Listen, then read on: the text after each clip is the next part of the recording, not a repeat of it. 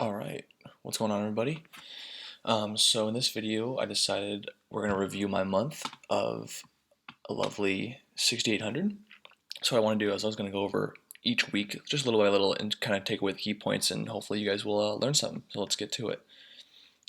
First week, nothing really stands out too much except for Rafa. Let's look over Rafa real quick.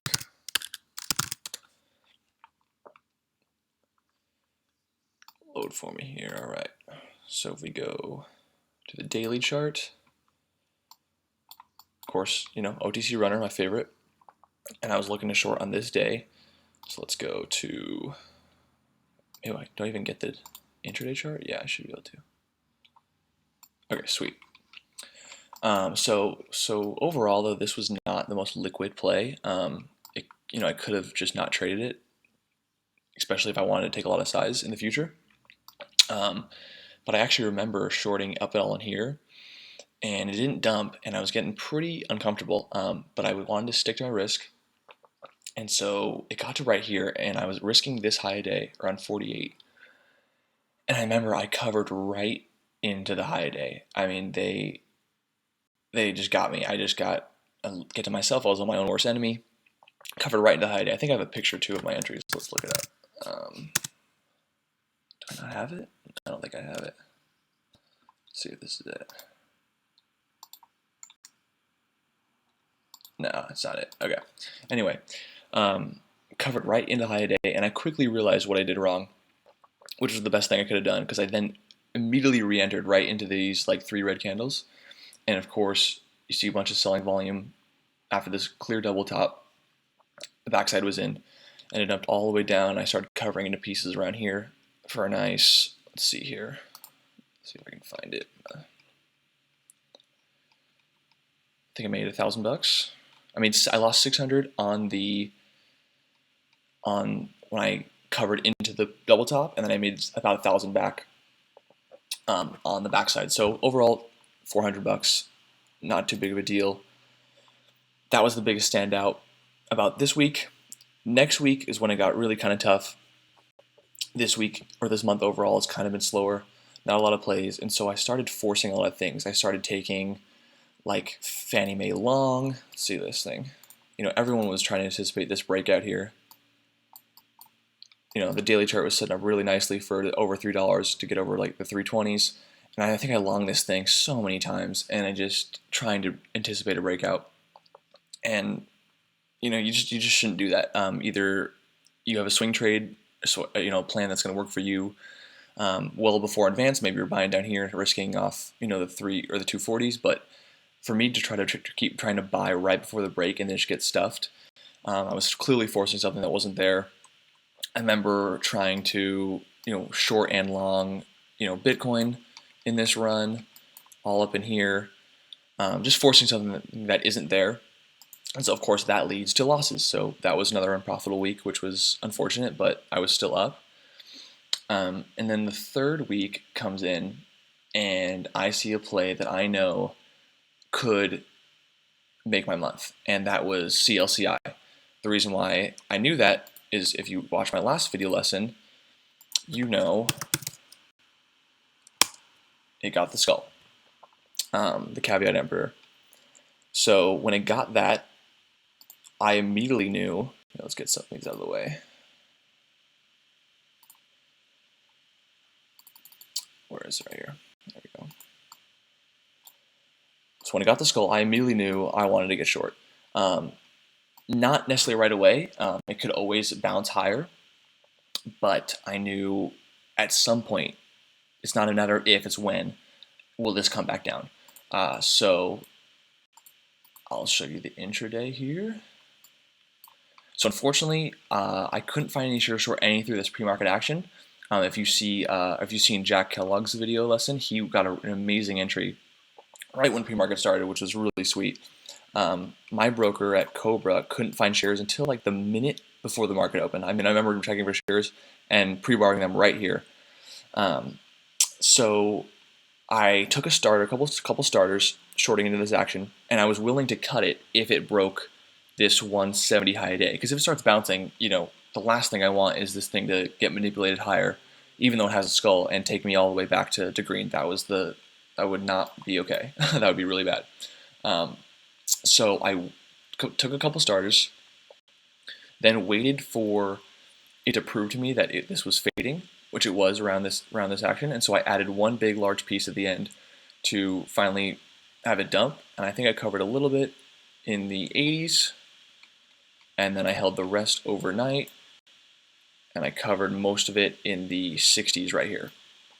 Now, in hindsight, it looks, kind of tough as the fact that I could have held one more day and really covered into like the 20s and 30s, which was really ultimately my first goal.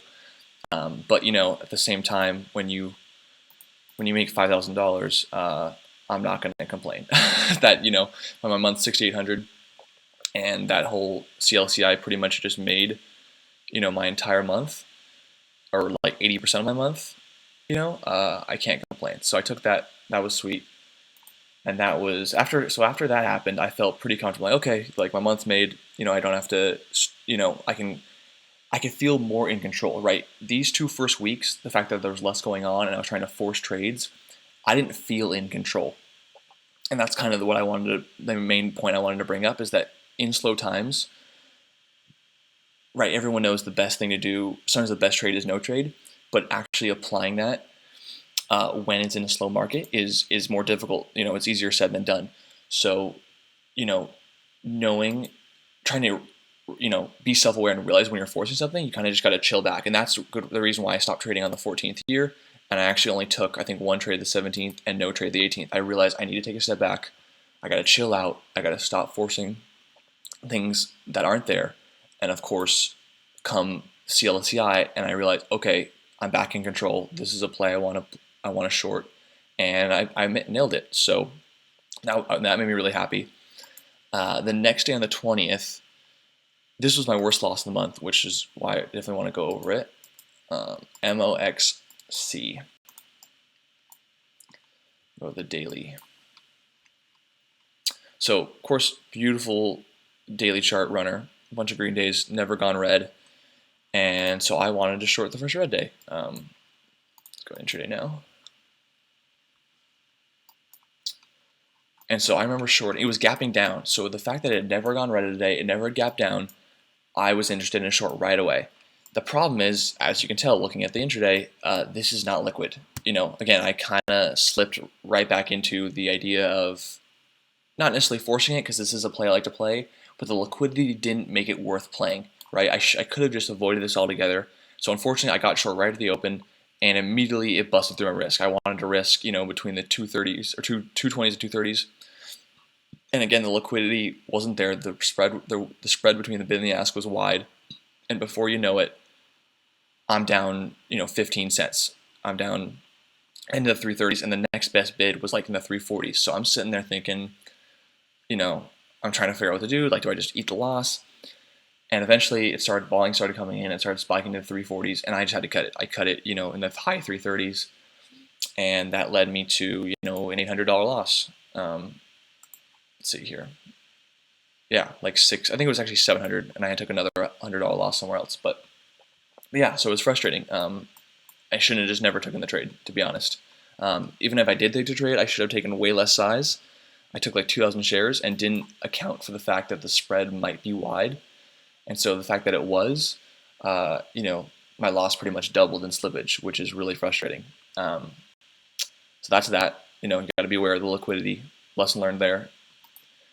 And then we go to last week. Last week was really, really good feeling because it's good to have like a big gain every month, like I have been. Like last month it was FRLI. This month it's CAC or CLCI. But at the same time, it's a little bit uncomfortable. It's like I'm only relying on one play a month to make my month. Like that's not how I'd like to trade. I'd like to think I'd be more consistent. I'd like to think I have a little bit more bigger gains to kind of even it out through the month. Obviously it's trading. It's not consistent like that. You know what I mean? But relying on one play a month isn't necessarily the best way to do it. So when the 25th came around and I made 1,600, I felt really, really good because there was 2 listed plays that I played really well, and I was really happy about it. And the reason why I want to go over this is because I actually felt better on how I traded this day than how I made 5,000 on CLCI. So the kind of the lesson is that the money doesn't necessarily matter. It's how I traded. And this day I traded so much better. I mean, I was just in the zone. And so we'll go over those trades. And they were, let's see if I can find them here. Yeah, they were these two, IGC and VBIV. So we're going to go over those. So IGC, former runner. And so it's going up, 3 days in a row from the low ones to, mid twos. And so it gaps up huge on Tuesday. Here. And so, actually a little more, because I think there was a trend in every day. All right.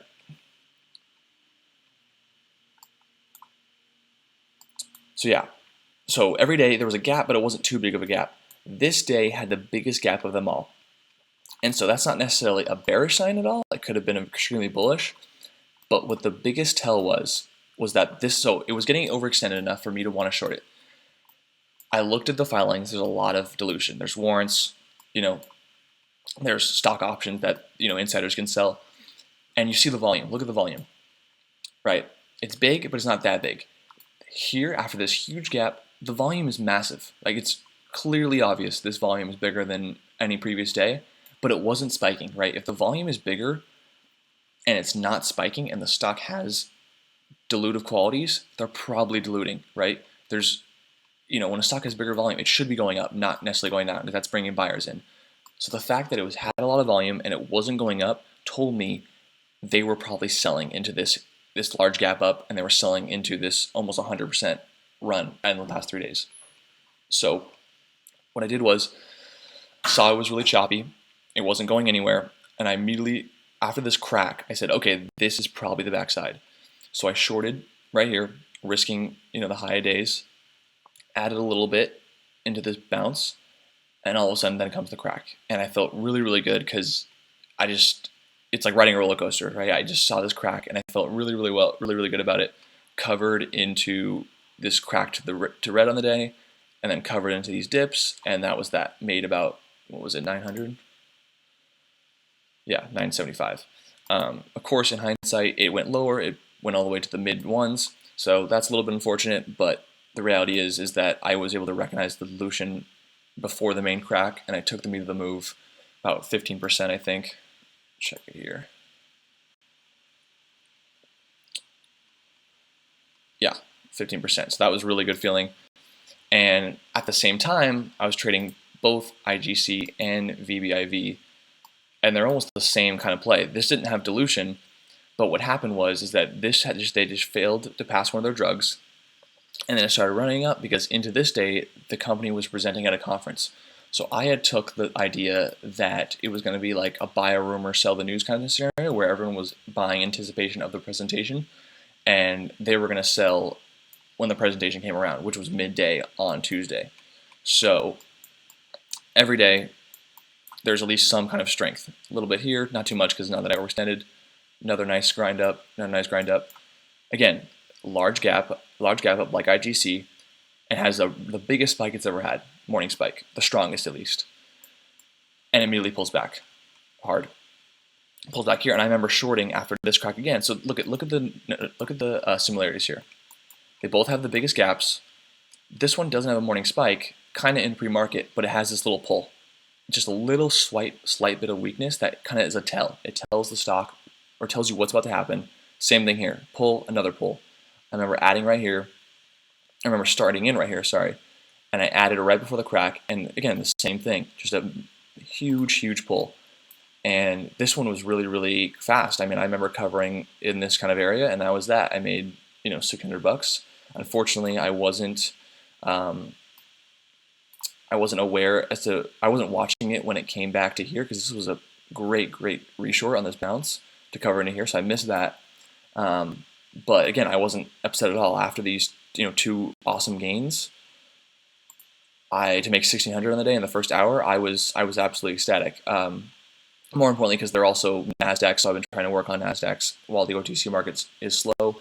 And for me to pull this out both at the same time and both be like the pretty similar pattern, I felt great. And so, and then after that, again, from feeling in control after CLCI, I then didn't force it. Small loss here, trading here, and then another $200 there. So to end the month, or end the week up 2,000 to the add on top of what I already made earlier, to then end the month 6,800, I feel really, really good. I felt in control. The first 2 weeks I didn't. The last 2 weeks I did.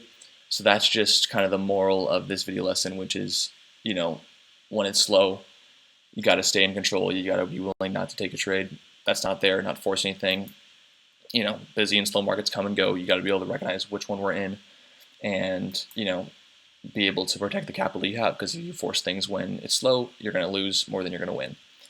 Hence why my win percentage is very low. It's probably the lowest it's been in over like a year or two. So going into July, we're going to see if the market speeds up a little bit. But again, just feel in control. Don't force anything that's not there. And yeah, that's about it. So let me know if you guys have any questions.